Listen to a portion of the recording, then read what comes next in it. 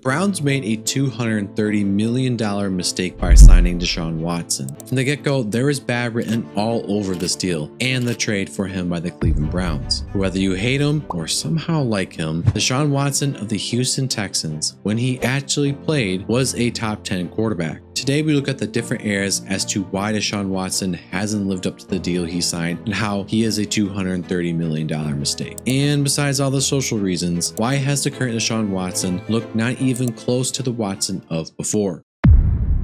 When you pay a guy a groundbreaking, league-shattering contract, one that is fully guaranteed, the first ever in the NFL landscape, you would expect that guy to be healthy and not injury-prone. Well, the Cleveland Browns guessed wrong. This is about to get pretty grueling as Deshaun Watson has some scary injuries in his past, pre-trade, and some concerning ones that have happened recently. We start all the way back in 2014 in his college days. At Clemson during practice, he tore his left knee's ACL. Important to point out as well, despite knowing he had torn his ACL, he had played in the game against South Carolina on November 29, 2014. And I know there's been a couple of quarterbacks have done that, but longevity-wise, probably not a good idea considering Watson still scrambled and carried the ball. The next injury he had was his other knee's ACL, but with the Houston Texans. In November of 2017, during practice, he tore his right knee's ACL. So we got two bad knees before his career even got started. And Watson isn't a pocket passer necessarily. He relies on his legs to scramble often and create plays out of structure. Even though this happened when he was young, it will affect him down the line when he is older. Yes, NFL athletes are recovering and looking closer and closer back to their OG forms pre-ACL tear, but it doesn't mean it isn't a significant data point when we see a consistent theme of him getting injured. Another critical injury was on December 25th, 2019, where he had a lower back lumbar sprain. We are not done yet though, because this is where it gets serious. What is the most important part of a quarterback? Let me guess, his arm. And it starts on what was supposed to be his first full season with the Browns. And you guessed it, he definitely didn't play for the whole season. On September 23rd, 2023, Watson would suffer a shoulder cuff tear in his throwing shoulder against the Titans. He'd be out for the next 3 games and return in week 7 against the Colts. However, a few snaps into the game, Watson would re-aggravate his shoulder injury and leave the game. He was out for the next game against the Seahawks, coming back in week 9 up against the Cardinals. He would play in that game and the next against the Ravens, until after he was diagnosed with a scapular fracture and be done for the rest of the season. Whether or not that was due to mismanagement or an underestimate of the severity of the shoulder cuff tear he had at first, it really doesn't matter. The point is, he is injury prone, and the Browns are stuck because they paid him $230 million. Injuries aside, if he had come in to do what they actually paid him to do, which is to be a elite QB who makes magic happen when the play breaks down, then it doesn't matter, right? This is what Watson was brought in for. Besides being brought in to be their franchise QB, but a guy to be consistent in his play and someone to bring game-changing play to the table, game in, game out. He was supposed to be the hero, to save the day when the scheme couldn't produce. It is Deshaun Watson's elite ability to play out of structure, to be like Mahomes, which is crazy to think at this point. The Watson of now is not only a shell of the Texans Watson, he is almost a completely different player, unrecognizable to be frankly honest. If we take a look at his big time throw numbers as a Texan to how he has been with the Browns, there is a night and day of a difference. In 2020, the last year Deshaun played with the Texans, he threw for 4,800 yards first off, with throwing for 33 touchdowns and only 7 interceptions. But for big-time throws, he had a jaw-dropping 42 big-time throws and only 14 turnover-worthy plays. Now looking back on the 2 years before that in 2018 and 2019, his statistical production was more than healthy. His big-time throws got better and better as he went into his second and third years. None of that has translated to his time at the Browns though, and at the end of the 2022 season, when he finally was able to play, it looked pretty rough. With Watson's 2023 numbers, we continue to see the same thing. The big time throws are simply not there. And for context, big time throws from Pro Football Focus are difficult throws by the quarterback that he deserves credit for versus a throw that was dialed up by the offensive coordinator or was just wide open as day. And the unimpressive thing about the games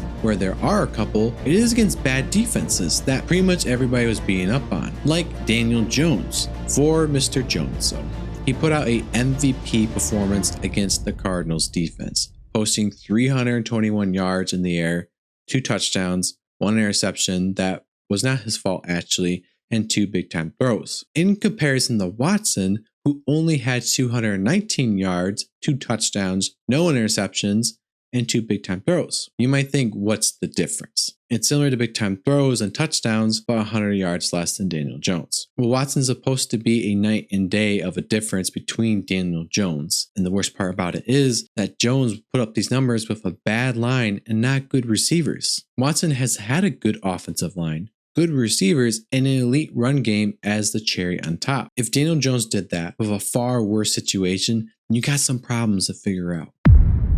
This next part of the video will be tough as it's controversial and there's still many unknowns as we only know what the media, Watson, and the accusers have come forward with. So bear with me as we discuss the implications this controversy has had and will continue to have on Watson and the Browns until they part ways with him. But himself, well, he's always going to have this stench on him. To have one of the biggest controversies of the decade in the NFL weighing down on you is not good for playing a game where everyone is at the top of their game. We forget how good the NFL actually is, a game where college superstars have come in and disappeared, never to be heard of again. You need to be prepared not only physically, but mentally and emotionally for each game because the slightest hesitation could cost you a play and everything. So this whole thing is plaguing his mind and you truly see that in his play. Watson is a guy who made incredible throws in crunch time, big time throws left and right. And now it's completely gone. Now he makes critical mental errors, whether or not is entirely due to the social situation / allegations. It is almost certain it is to some degree. What's more is the inevitable trust that is lost of his teammates. And I know he took them all on some vacation when he first got there, but I don't care about that. Nor do I buy for a second that that changes the perception of what he did to how they actually feel about it. No matter what, his teammates will have that feeling deep down inside him, where they probably feel uneasy about him, and that will translate to the field in some capacity. It's the thought of, I'm playing for a guy who's accused of doing some pretty disgusting stuff, and it's not like there's evidence to prove otherwise at this point. Watch the short clip on Stephon Diggs. Dalvin, what guy on this team would you least like to date your sister? What the? Diggs. Stephon Diggs. Diggs is the guy. Least I should date my sister, Diggs. 100%. Why Diggs? Man, no. He's crazy. He's not a guy that you want to bring home to your parents. He talks a lot, Outrageous. Don't know what he's gonna say. and I don't like him. We're going to leave it like that. No. Just don't know what to expect every day. It's like you don't want your sister to bring him home to your parents, so therefore she can't date him. He couldn't date my sister.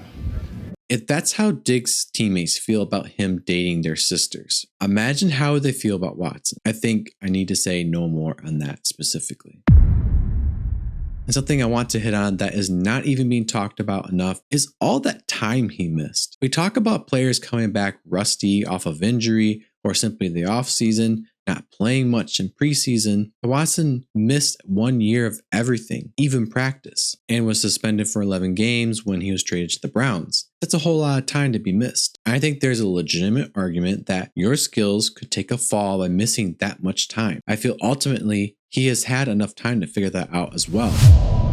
This whole time with the Browns, his base statistical production has been non-existent. This was despite having a good run game, which is essential to take pressure out the QB and establish the actual threat of running when calling play-action plays, which is especially important to Kevin Stefanski's offense. The question some might ask in return, is Kevin Stefanski's offense a good fit for Deshaun Watson? And has the Browns done anything to accommodate the offense to Watson's strengths and weaknesses? But we will get to that later in the video. Right now, we'll look at the in-structure stuff. And we're going to break down how the Browns offense performed with Flacco under center versus Watson under center. In a 5-game sample size, Joe Flacco threw for 12 touchdowns and 9 interceptions. He had 1,669 yards, 8.1 yards per attempt, and a 72.2 passing grade according to Pro Football Focus. For big time throws, he had 11 and 10 turnover-worthy plays, a 65 completion percentage, and a 74.2 adjusted completion percentage. Meanwhile, Watson in 5 games in 2023, and I am excluding the game where he left early, had only 1,110 yards, 7 touchdowns, 3 interceptions, a 71 PFF grade, 6.7 yards per attempt, a 62.7 completion, and a 74.3 adjusted completion percentage. Additionally, he had 6 big-time throws and 3 turnover-worthy plays. Now, the first thing to break down is what was the competition like? Well, to clarify for Watson, both good games he had came against bad defenses, which were the Titans and the Cardinals. And if we take away the good games, his stats were this: 56.3 completion percentage, 602 yards, 5.8 yards per attempt, 3 touchdowns, 3 interceptions, 62.8 passing grade, 2 big-time throws, 2 turnover-worthy plays, and a 68.8 adjusted completion percentage. That's just not great. And the defenses that weren't bad weren't amazing either. They were probably above average. The Ravens were probably the best out of the Steelers and the Bengals. And with the good games, he had a 73 completion, 8.1 yards per attempt, 4 tutties, no interceptions, 79.1 passing grade, 4 big-time throws, 1 turnover-worthy play, and an 83.1 adjusted completion. That's how bad he was. The Browns don't even need him to be elite. They just need him to run the offense, and he can't even do that unless he has only layups, and even at that, he misses them still. And to go back to Flacco, 4 of the 5 games he played for the Browns that same year were against top 10 defenses. The Ravens, the Texans were above average, and the Jets had an elite defense last year. Deshaun Watson is supposed to be the kind of player who is replacing a guy like Joe Flacco, not the other way around. We haven't even gotten to the 2024 year, which I'll touch on quickly before we discuss what has the Browns done to support Watson. Watson hasn't eclipsed 200 yards this season against some bad defenses. Like, all of them are not good. Maybe the Giants could be considered good, which is crazy to me. The last question that comes to mind is, what has the Browns done to support Deshaun Watson? Well, going back to 2022, we see the Browns trading for Amari Cooper, who is a wide receiver 1 option despite what other people think. We see his receiving core was about average in comparison to the rest of the league, maybe a little better as well. His offensive line ranked 7th and 8th in pass blocking and run blocking according to Pro Football Focus. In 2023, the pass blocking was average, although that could be attributed to Watson and Flacco being under center. Run blocking was a little worse as well, being the trend of below average. Overall, the receivers were not great that year, but digging deeper, we see actually it wasn't as bad. The main receivers were good, but the depth was bad. While sample size isn't a whole season, Watson was one of the worst QBs for pressure being on him rather than the offensive line that year. For this 2024 year, the pass blocking, run blocking, and receivers have been one of the worst in Watson's defense. But in my opinion, I think that's Watson's fault. But in the past of the Texans, this wasn't an issue for Watson. He still went out and balled out despite having a bad situation around him. And so for this year, the Browns have brought in Ken Dorsey to help bring Watson back to form. In addition, working with Kevin Stefanski, both week in and week out, have been designing the offense around Watson and accustomed to him. That's probably why the offensive line, the receivers, the scheme hasn't looked good, because they're just trying to make it so simple, so easy for Watson, and he's still failing. What do you do at this point? The Browns made a critical error by trading and signing Watson to a $230 million deal, guaranteed. As much as I wanted to avoid the social aspect as well, it's too much to ignore to say that they should never have signed him to that deal or supported him. Openly saying that they believe he didn't do it is just disgusting. Clearly, they have tried to support Watson football-wise as well, completely changing the scheme and signing players to support him, really giving him everything he wanted and everything he could ask for. And it's sad because the Browns have a good roster. They probably could have made a run multiple times at the Super Bowl if Watson wasn't the $230 million mistake he is. If you enjoyed the video, please make sure to like the video. It really does help out, and check out any of the other videos here.